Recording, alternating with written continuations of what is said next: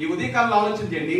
మన జీవితాల్లో పడిపోయినటువంటి పరిస్థితుల్లో అందరూ అనుకోవచ్చు, ఇంకా అయిపోయినట్టు వీడు, ఇంక ఇంతే వీడు బతుకు, ఇంక ఎప్పుడు బాగు చేయలేడు, ఇంకా ఫెయిల్ అయిపోయిందా, ఇంక అంతే, చదవాలి, ఇంకా అయిపోయింది, ఇంకా లేదా ఏదైనా సాధించలేకపోయినప్పుడు ఇంకింతే అని ఎవరైనా మనం పాయింట్ అవుట్ చేసి మాట్లాడుతుంటే వినండి, నీ శత్రువు నీ ముందు తలదించుకునే పరిస్థితిని దేవుడు తీసుకొస్తాడు. ఆమేన్ చెప్పండి అందరూ. హల్లెలూయా.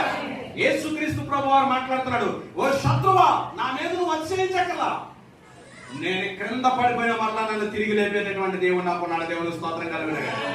అనేక మంది అనుకోనివ్వండి, వాళ్ళ ఇష్టం వచ్చినట్టు మాట్లాడుకునేవ్వండి, వాళ్ళ ఇష్టం వచ్చినట్టు మన మీద నిందలేమన్నాయివ్వండి, వాళ్ళ ఇష్టం వచ్చినట్టు మనల్ని కొందకు తొక్కేలని ఆలోచన చేయనివ్వండి, కానీ మన దేవుడు క్రింద పడిపోయినా సరే మరలా తిరిగి లేవనెత్తేవాడు. దేవుడికి స్తోత్రం కలుగును. అందుకు ఏ దేవుని కోసం మనం ఎదురు చూడాలి, అందుకు దేవుని కోసం ఎదురు చూడాలి. మూడో విషయానికి వస్తే అక్కడే మూడో మాట కనబడుతుంది. మూడో మాట ఏంటంటే అంధకారం ముందు కూర్చున్నాను. మీకు